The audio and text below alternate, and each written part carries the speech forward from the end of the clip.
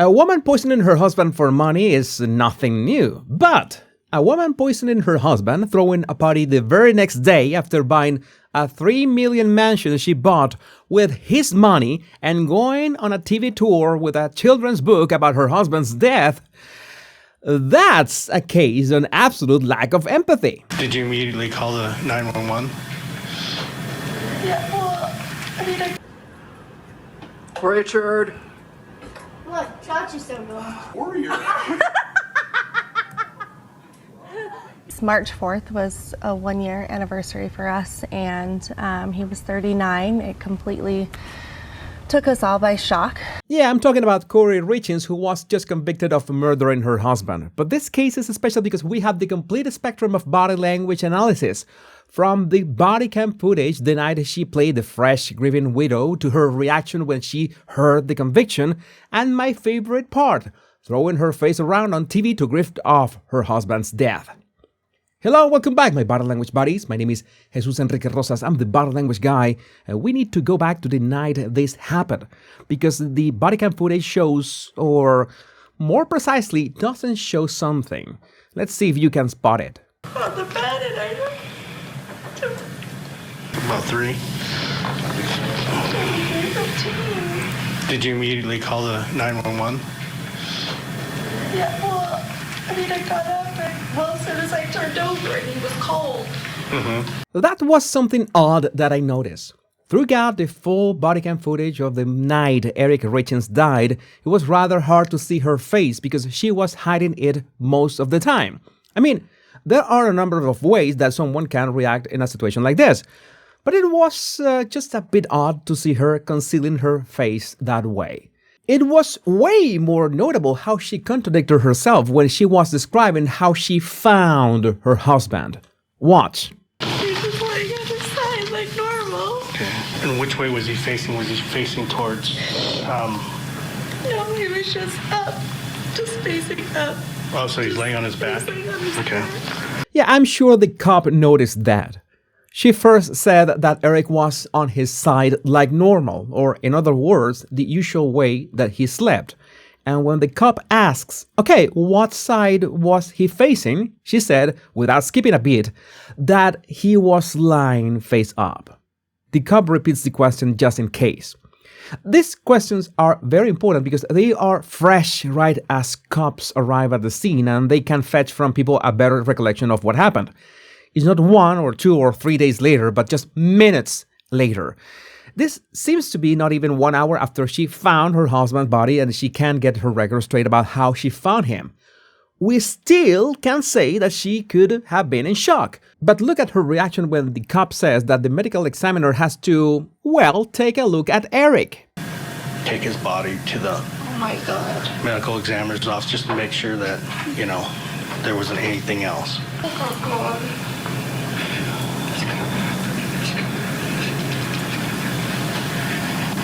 Yeah, I don't think that she was too happy about that, especially because she had Google searches in her phone such as, what is a lethal dose of fentanyl? And if someone is poisoned, what does it go down on the death certificate as? But there was another very public question that she asked, and it was in the form of a children's book with the title, Are You With Me?, for which she was doing a TV tour. But that was 1 year after Eric Richins died. We're getting ahead of ourselves because we need to talk about what happened in less than 36 hours after Eric stopped breathing. Because the very first morning after the night Eric Richins died, Kouri was closing on the sale of the $3 million mansion that she had been trying to convince him for months to buy. And okay, maybe this was a deal that was arranged way before Eric died, but was it necessary to have a celebration meeting just 36 hours after his passing? Cheers, boys. Yeah, come back in the corner with us. There we go. Richard. Richard. Yep.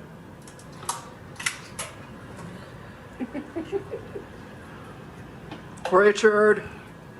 Look, Chachi's so good. Warrior.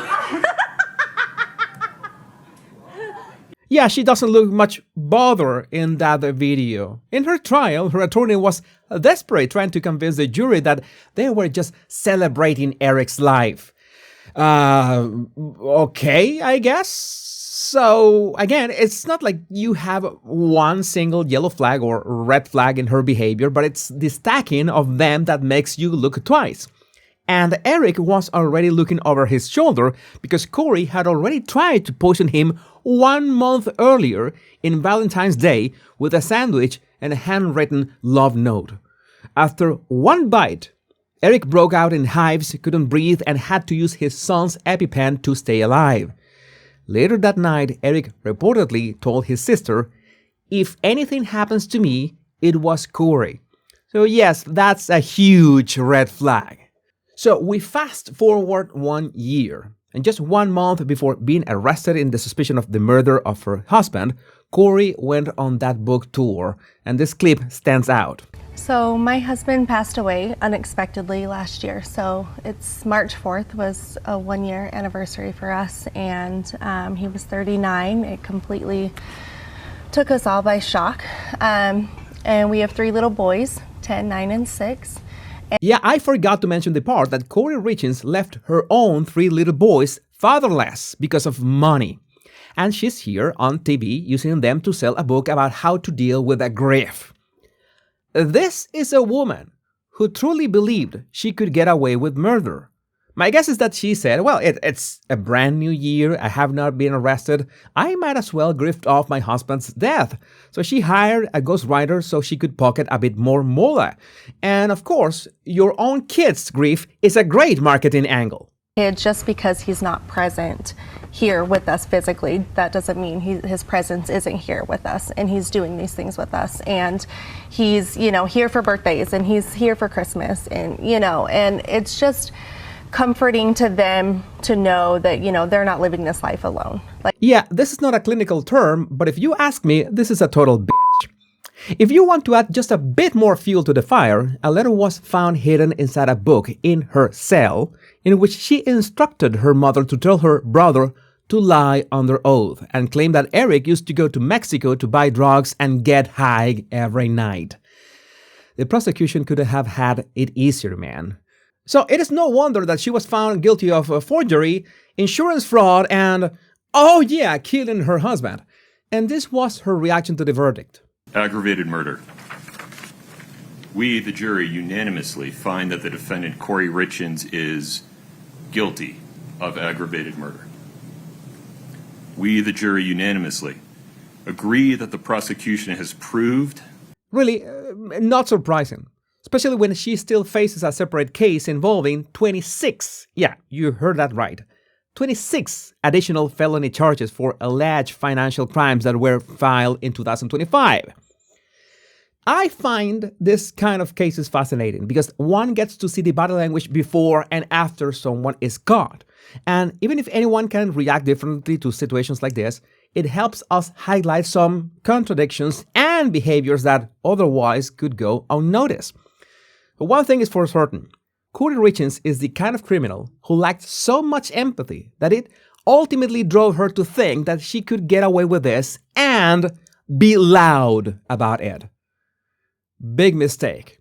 But if you're into psychopaths, you might want to watch this video I made about Anna Delvey. That was a fascinating case. Or if you want to know how I gaslight narcissists, go to this video to get my 3 best tactics.